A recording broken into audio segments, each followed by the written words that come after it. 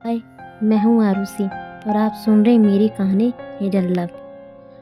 उन दोनों के जाते ही दादी एंजल की हालत देखकर फूट फूट के रोने लगी। पता नहीं वो किस दिन आएगा जब मेरी बच्ची को इस नरक से छुटकारा मिलेगा।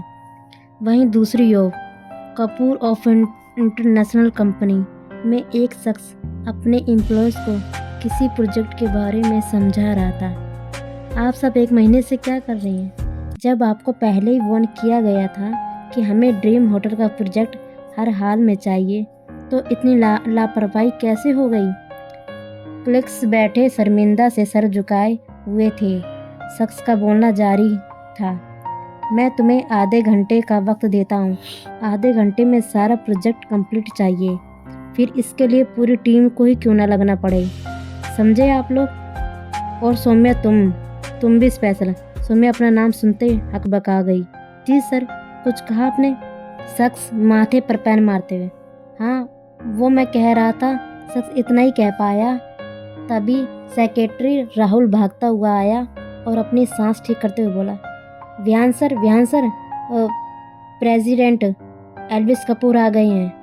एल्विस कपूर का नाम सुनते ही सब घबराते हुए एक दूसरे की ओर देखने लगे।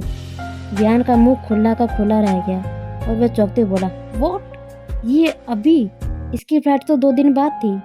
आज तो तुम सब साथ में गए थे ना? सभी विहान से रिक्वेस्ट करने लगे, सर प्लीज़ आज बचा लीजिए, आगे से काम टाइम पर करेंगे।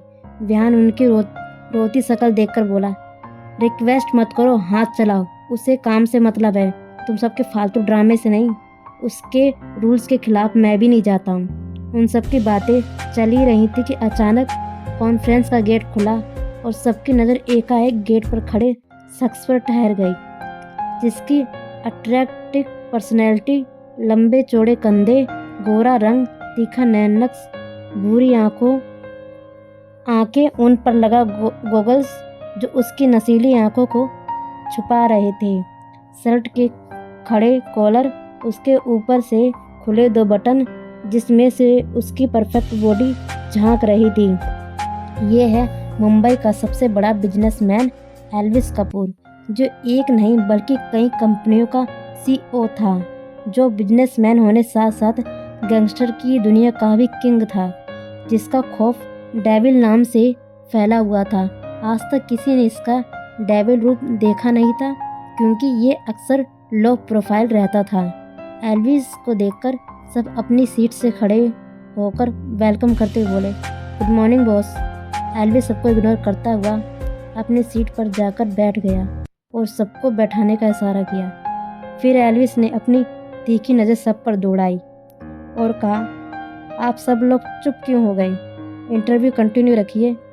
वैसे किसकी कॉन्फ्रेंस चल रही थी, क्या मैं जान सकता हूँ? कहते हुए उसने फाइल के कुछ पेज पलटे। विहान फीका सा मुस्कुराते हुए बोला, अरे यार, तू भी ना आते ही क्लास लेने लगा, पहले थोड़ा आराम कर ले, फिर बात करते हैं ना। एल्विस गुस्से से विहान की ओर देखते हुए, मैंने पूछा कॉन्फ्रेंस किस प्रोजेक्ट की चल रही है? विहान नज़र सबकी ओर गड़ाते हुए, मल्होत्रा ड्रीम प्रोजेक्ट की।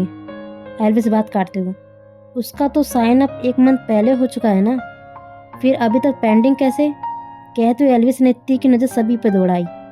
एल्विस को अपनी ओर देखता पाकर सब असहजता से बोले, sorry boss. Elvis, only 15 minute हैं, मैं तुम्हें प्रोजेक्ट कंप्लीट करने के सिर्फ 15 मिनट देता हूँ। विहान हैरत से, 15 minute? How can it possible? Elvis ने उंगली दिखाते हुए उसे चुप करवा दिया। एल्विस का ऑर्डर सुनते ही सबकी उंगलियां कंप्यूटर पर चलने लगी। पूरा स्टाफ एल्विस को और विहान को हैरत भरी नज़रों से देख रहा था। एल्विस फिर बोला, मैं सिर्फ 15 मिनट दूंगा और 15 मिनट में मुझे प्रोजेक्ट कंप्लीट चाहिए। एल्विस का ऑर्डर सुनते ही सबकी उंगलियां कंप्यूटर पर चलने लगी और सब अपनी स्पीड के साथ काम कर रहे थे। एल्विस घड़ी की ओर समय बीतने का इंतजार कर रहा था। 15 मिनट होते ही एल्विस ने सबको रुकने का इशारा किया। Stop now and time up.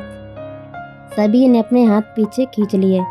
Elvis ने विहान को ऑर्डर दिया, अब तुम जाओ, सबकी कंप्यूटर स्क्रीन चेक करो जाके।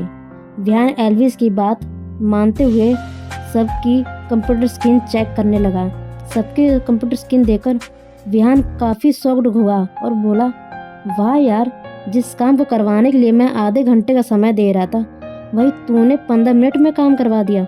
मानना पड़ेगा, असली बिजनेसमैन इसे कहते हैं। बिजनेस ट्रीट कैसे करते हैं कोई तुमसे सीखे एल्विस। कोई काम खुद में कम या ज़्यादा समय नहीं लेता, बल्कि हम उसे जितना समय देंगे वो उतने में ही कंप्लीट होगा, क्योंकि हम चीज़ों को ट्रीट करते, चीज़ें हमें ट्रीट नहीं करती। समझे बच्चों? फिर विहान ने सबको जाने को कहा। कुछ ही मिनटों में कॉन्फ्रेंस हॉल खाली हो गया।